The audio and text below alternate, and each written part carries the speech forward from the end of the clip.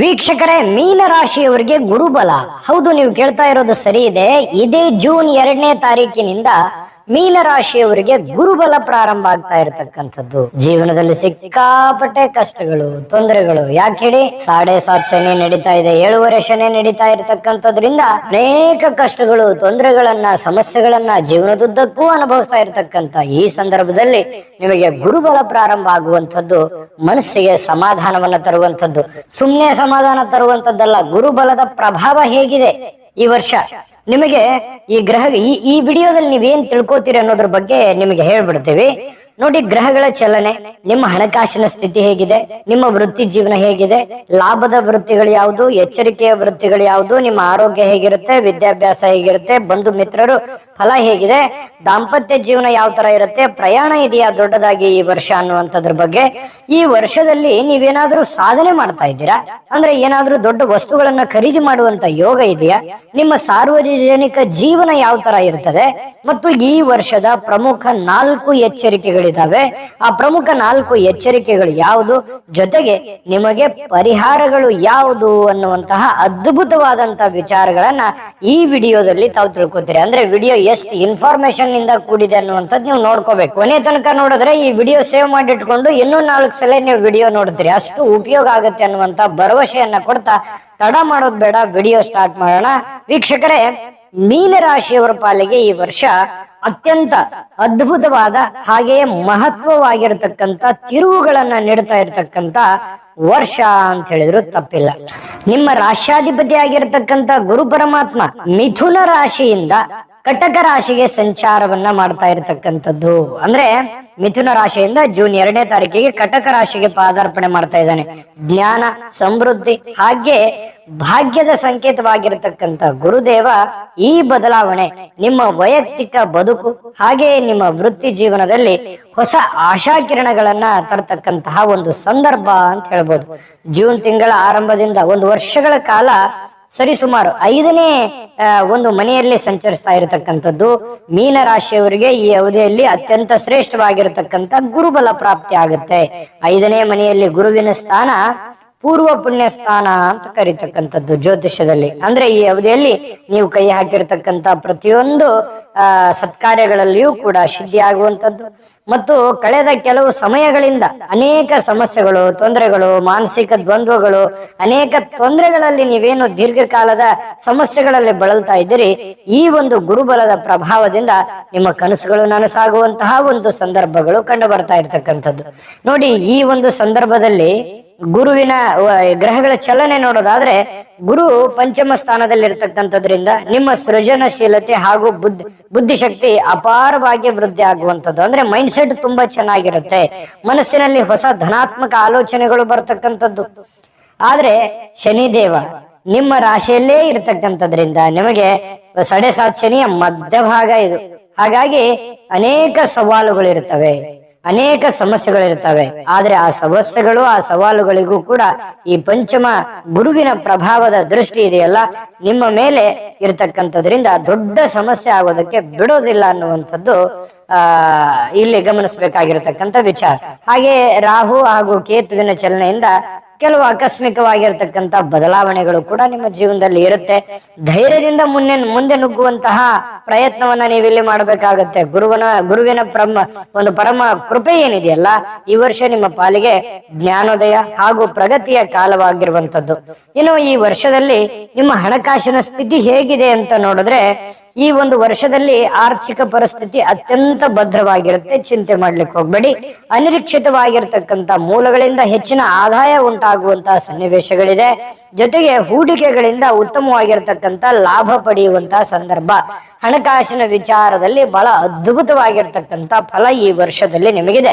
ಇನ್ನು ನಾವು ಮೊದಲೇ ಹೇಳಿದ ಹಾಗೆ ಈ ವಿಡಿಯೋದಲ್ಲಿ ಹಣಕಾಸಿನ ಸ್ಥಿತಿಗತಿ ಜೊತೆಗೆ ನಿಮ್ಮ ವೃತ್ತಿ ಜೀವನ, ಲಾಭದ ವೃತ್ತಿಗಳು, ಎಚ್ಚರಿಕೆ ವೃತ್ತಿಗಳು, ಆರೋಗ್ಯ, ವಿದ್ಯಾಭ್ಯಾಸ, ಬಂಧು ಮಿತ್ರರು, ದಾಂಪತ್ಯ ಜೀವನ, ಪ್ರಯಾಣ, ಹೊಸ ವಸ್ತು ಖರೀದಿ, 4 ಪ್ರಮುಖ ಎಚ್ಚರಿಕೆ, ಸಾರ್ವಜನಿಕ ಜೀವನ ಹಾಗೂ ಪರಿಹಾರಗಳ ಬಗ್ಗೆ ಅದ್ಭುತವಾಗಿರತಕ್ಕಂಥ ವಿಚಾರಗಳು ಈ ವಿಡಿಯೋದಲ್ಲಿ ಸಿಗುತ್ತೆ.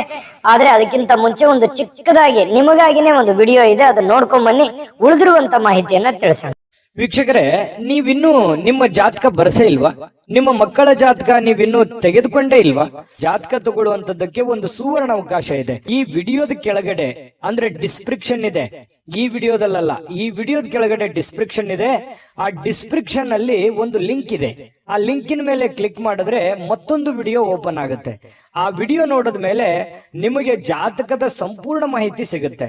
ನೀವು ಉಪಯೋಗ ಮಾಡ್ಕೊಳ್ಳಿ ಅಂತ ಹೇಳ್ತಾ, ಈಗಲೇ ಆರ್ಡರ್ ಮಾಡ್ಕೊಂಡು ತರಿಸ್ಕೊಳ್ಳಿ ಅಂತ ಹೇಳ್ತಾ, ನೋಡಿದ್ರಲ್ಲ ವೀಕ್ಷಕರೇ, ಇದು ಅಂತಿಂತ ಆರ್ಡಿನರಿ ಜಾತಕ ಅಲ್ಲ. ಭಾರತದ ಎಲ್ಲ ಭಾಷೆಗಳಲ್ಲಿ ಸಿಗ್ತಕ್ಕಂತ 80ರಿಂದ 100 ಪುಟದ ನಿಮ್ಮ ಒಬ್ಬರದೇ ಸಂಪೂರ್ಣ ಜನ್ಮ ಜಾತಕ ಪ್ರತಿ ಇದಾಗಿರ್ತಕ್ಕಂಥದ್ದು. ಈಗಲೇ ನಂಬಿಕೆ ವಿಶ್ವಾಸದಿಂದ ಆರ್ಡರ್ ಮಾಡ್ಕೊಂಡು ತರಿಸ್ಕೊಳ್ಳಿ ಅನ್ನುವಂತ ಮಾತನ್ನ ಹೇಳ್ತಾ ಬನ್ನಿ, ಹಾಗಿದ್ರೆ ವಿಡಿಯೋದಲ್ಲಿ ಮುಂದುವರಿಯೋಣ.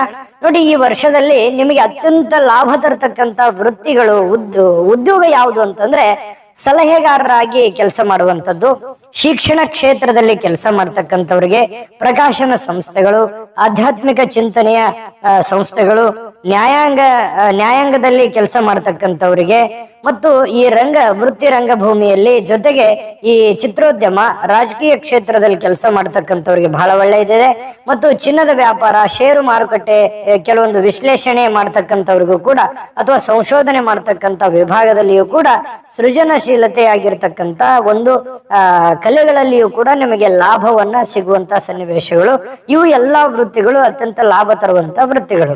ಇನ್ನು ಸ್ವಲ್ಪ ಎಚ್ಚರಿಕೆಯಿಂದ ಇರಬೇಕಾಗಿರತಕ್ಕಂಥ ಕೆಲಸಗಳು ಯಾವುದು ಅಂತ, ಒಂದು ದೊಡ್ಡ ಯಂತ್ರೋಪಕರಣ ವ್ಯವಹಾರ ಮಾಡ್ತಕ್ಕಂಥವ್ರಿಗೆ, ಕಬ್ಬಿಣ ಹಾಗೂ ಕಲ್ಲಿದ್ದಲು ಉದ್ಯಮ ಮಾಡ್ತಕ್ಕಂಥವ್ರಿಗೆ, ಹಾಗೂ ಈ ಅಪರಿಚಿತರ ಜೊತೆಗೂಡಿ ಜಂಟಿಯಾಗಿ ಪಾಲುದಾರಿಕೆಯಿಂದ ಕೆಲಸ ಮಾಡ್ತಕ್ಕಂಥವ್ರಿಗೆ, ಮತ್ತೆ ಯಾವುದೇ ಒಂದು ದೊಡ್ಡ ಬಂಡವಾಳವನ್ನ ಹೂಡುವ ಮುನ್ನ ನೀವು ಸ್ವಲ್ಪ ಎಚ್ಚರಿಕೆ ಇರಬೇಕಾಗತ್ತೆ.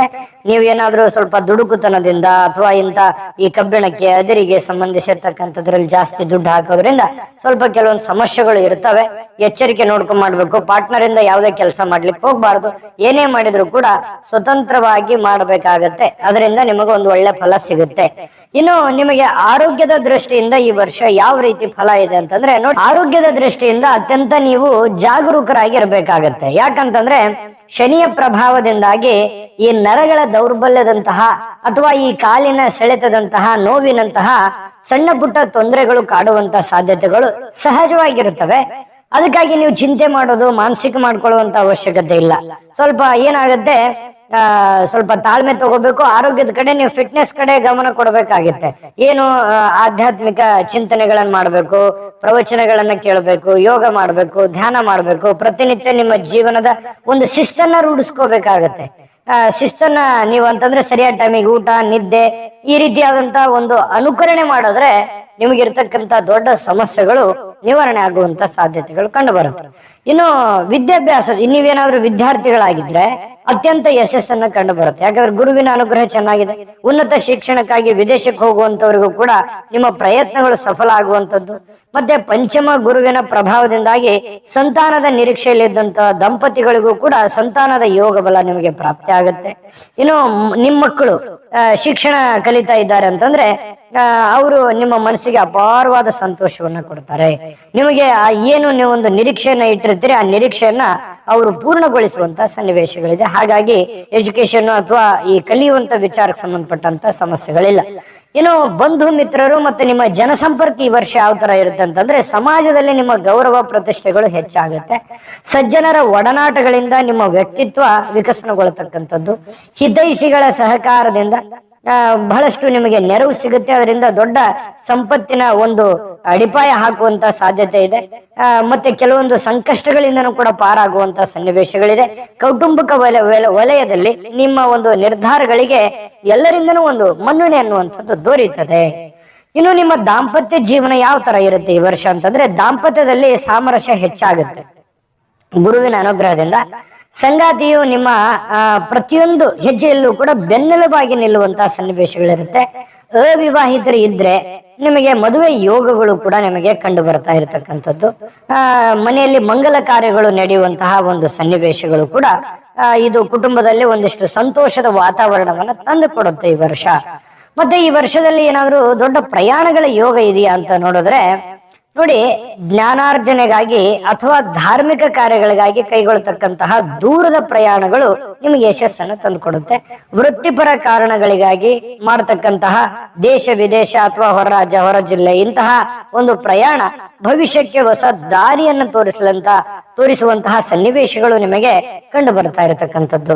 ಇನ್ನು ಪ್ರವಾಸದ ಸಮಯದಲ್ಲಿ ಸ್ವಲ್ಪ ಪ್ರಕೃತಿಯ ಸೌಂದರ್ಯವನ್ನ ಆಸ್ವಾದಿಸುವಂತಹ, ಮನಸ್ಸಿಗೆ ಸಂತೋಷ, ಮುದವನ್ನ ನೀಡುವಂತಹ ಸಂತೋಷಗಳು ಕಾರಣ ಆಗುವಂತ ಸಾಧ್ಯತೆಗಳಿದಾವೆ.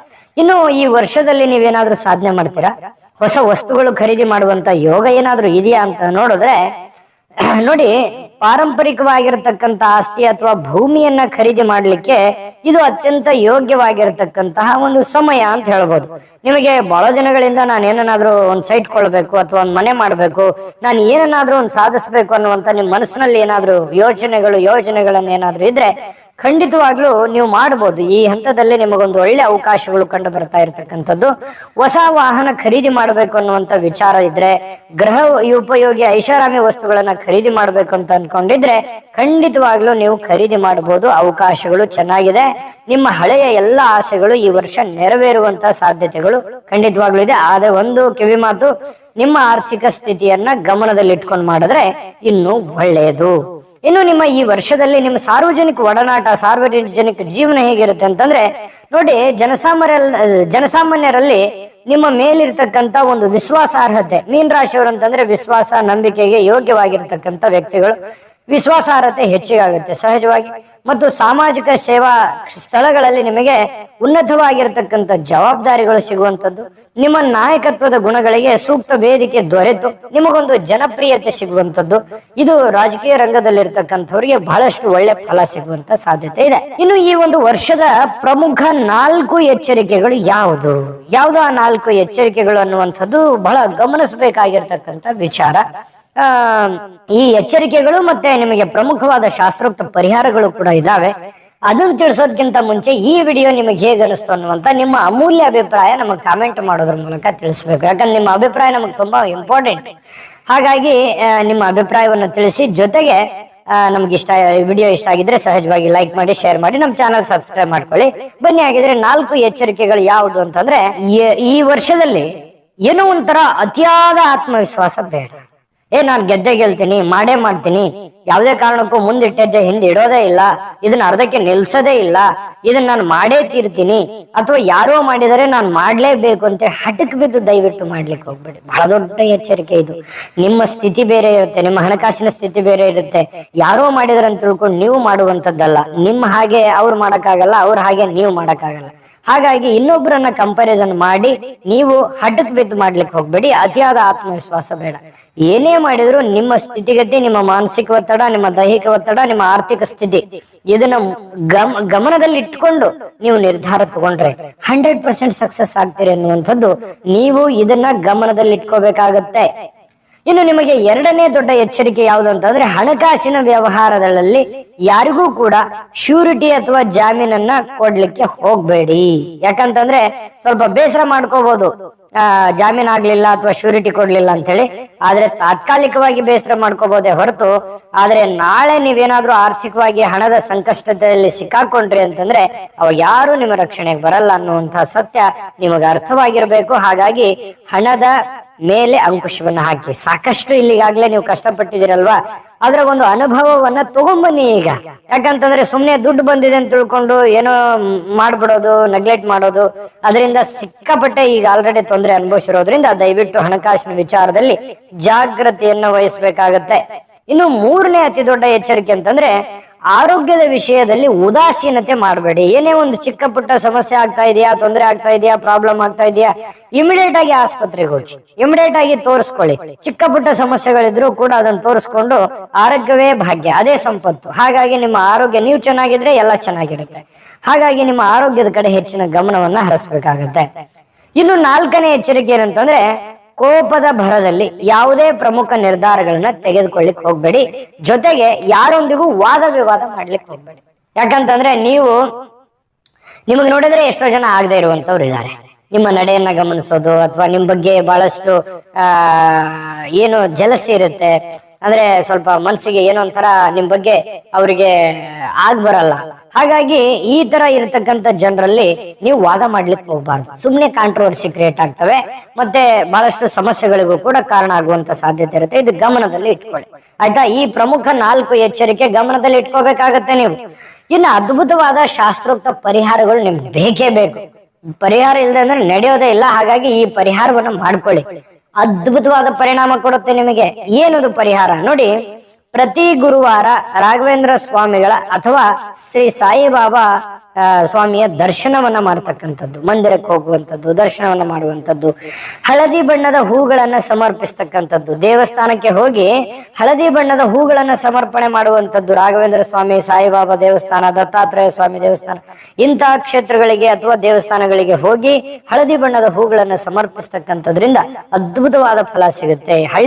ಹಳದಿ ಬಣ್ಣದ ವಸ್ತುಗಳನ್ನ ಧರಿಸ್ತಕ್ಕಂಥದ್ರಿಂದನೂ ಕೂಡ ನಿಮ್ಗೆ ಒಳ್ಳೆಯ ಫಲ ಸಿಗುತ್ತೆ. ಹಳದಿ ಬಣ್ಣದ ಕರವಸ್ತ್ರ ನಿಮ್ಮ ಬಳಿ ಇಟ್ಕೊಳ್ಬರ್ತಕ್ಕಂಥದ್ದು, ಹಳದಿ ಬಣ್ಣದ ಒಂದು ಕರ್ಚಿಪನ್ನ ನಿಮ್ಮ ಬಳಿ ಇಟ್ಕೊಳ್ಳಿ, ಅದು ಒಳ್ಳೆಯ ಒಂದು ಸಕಾರಾತ್ಮಕವಾದಂತ ಶಕ್ತಿಯನ್ನ ನಿಮಗೆ ಕೊಡುತ್ತೆ. ಇನ್ನು ವೃದ್ಧಾಶ್ರಮಗಳಿಗೆ ಅಥವಾ ಅನಾಥಾಶ್ರಮಗಳಿಗೆ ನಿಮ್ಮ ಕೈಲಾಗಿರ್ತಕ್ಕಂಥ ದಾನ ಸಹಾಯ ಮಾಡ್ತಕ್ಕಂಥದ್ರಿಂದ ಶನಿ ಪರಮಾತ್ಮನ ದೋಷ ಕಡಿಮೆ ಆಗ್ತಕ್ಕಂಥದ್ದು, ಇದು ಬಹಳ ಸಹಕಾರಿ ಆಗುತ್ತೆ. ಇದನ್ನ ಗಮನದಲ್ಲಿ ಇಟ್ಕೋಬೇಕು. ಪ್ರತಿನಿತ್ಯ ಓಂ ನಮೋ ಭಗವತೆ ವಾಸುದೇವಾಯ ನಮಃ ಈ ಒಂದು ಮಂತ್ರವನ್ನ ಪಠಣ ಮಾಡುವಂಥದ್ದು 108 ಬಾರಿ ಪಠಣ ಮಾಡಿದ್ರಂತೂ ಬಹಳ ಅದ್ಭುತವಾಗಿರತಕ್ಕಂಥ ಫಲ ನಿಮಗೆ ಸಿಗುತ್ತೆ. ಇನ್ನು ಈ ಹಸುವಿಗೆ ಹುಲ್ಲನ್ನ ಹಾಕುವಂಥದ್ದು, ಬಾಳೆಹಣ್ಣನ್ನ ನೀಡುವಂಥದ್ದು, ಇದು ಬಹಳ ನಿಮ್ಮ ಪ್ರಗತಿಯ ವೇಗವನ್ನ ಹೆಚ್ಚಿಗೆ ಮಾಡುತ್ತೆ. ಈ ಪರಿಹಾರಗಳು ಸಿಂಪಲ್ ಪರಿಹಾರಗಳು, ಅದ್ಭುತ ಪರಿಣಾಮಗಳು ಅನ್ನುವಂಥದ್ರಲ್ಲಿ 2 ಮಾತೆಲ್ಲ ಮಾಡಿ ನೋಡಿ. ಈ ವಿಡಿಯೋ ನೀವು ಸೇವ್ ಮಾಡಿ ಇಟ್ಕೊಳ್ಳಿ, ಮತ್ತೊಮ್ಮೆ ನೋಡ್ಕೊಳ್ಳಿ. ಇದರಲ್ಲಿ ಕೆಲವೊಂದು ಎಚ್ಚರಿಕೆ ಇದೆ, ಅದನ್ನ ಗಮನದಲ್ಲಿ ಇಟ್ಕೊಳ್ಳಿ. ಗಮನದಲ್ಲಿ ಇಟ್ಕೊಂಡು ನೀವು ಫಾಲೋ ಮಾಡಿದ್ರೆ ನಿಮಗೆ ಅದ್ಭುತವಾದಂತ ಯಶಸ್ಸು ಸಿಗುತ್ತೆ. ಈ ಒಂದು ವರ್ಷದಲ್ಲಿ ನಿಮ್ಮ ಪಾಲಿಗೆ ಪರಿಶ್ರಮ ಹಾಗೂ ಯಶಸ್ಸಿನ ವರ್ಷ ಅಂತ ಹೇಳ್ಬೋದು.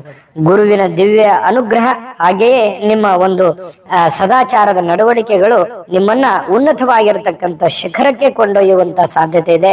ಸಿಕ್ಕಿರುವಂತಹ ಸುವರ್ಣಾವಕಾಶಗಳನ್ನ ವಿವೇಚನೆಯಿಂದ ಬಳಸ್ಕೊಳ್ತಕ್ಕಂಥ ಪ್ರಯತ್ನವನ್ನ ಮಾಡಿ. ಈ ವರ್ಷ ನಿಮ್ಮ ಯಶಸ್ಸಿನ ಇದು ಸೂತ್ರ. ಈ ವಿಡಿಯೋದಲ್ಲಿ ಬಹಳಷ್ಟು ನಿಮ್ಮ ಯಶಸ್ಸಿನ ಸೂತ್ರಗಳಿದೆ. ದಯವಿಟ್ಟು ಇದು ನಿಮ್ಮ ಜೀವನದ ಪ್ರಶ್ನೆ. ನಿಧಾನವಾಗಿ ಯೋಚನೆ ಮಾಡಿ ನಿರ್ಧಾರವನ್ನು ತಗೊಳ್ಳಿ. ಈ ವಿಡಿಯೋ ಶೇರ್ ಮಾಡ್ಕೊಳ್ಳಿ. ವಿಡಿಯೋ ಇಷ್ಟ ಆಗಿದ್ರೆ ಲೈಕ್ ಮಾಡಿ, ಶೇರ್ ಮಾಡಿ, ನಮ್ಮ ಚಾನಲ್ ಸಬ್ಸ್ಕ್ರೈಬ್ ಮಾಡ್ಕೊಳ್ಳಿ. ಜೊತೆಗೆ ಈ ಒಂದು ವರ್ಷದಲ್ಲಿ ಇಡೀ ಎಲ್ಲಾ ನಿಮ್ಮ ಜೀವನದ ಎಲ್ಲಾ ಮನೋಕಾಮನೆಗಳು ನೆರವೇರ್ಲಿ, ಇಷ್ಟಾರ್ಥಗಳು ಸಿದ್ಧಿಯಾಗ್ಲಿ. ತಾಯಿ ಅನ್ನಪೂರ್ಣೇಶ್ವರಿ ಸಕಲ ಐಶ್ವರ್ಯಗಳನ್ನು ಕೊಟ್ಟು ಕರುಣಿಸ್ಲಿ ಅಂತ ಪ್ರಾರ್ಥನೆ ಮಾಡ್ಕೊಳ್ತಾ ಸರ್ವೇ ಜನಃ ಸುಖಿನೋ ಭವಂತು.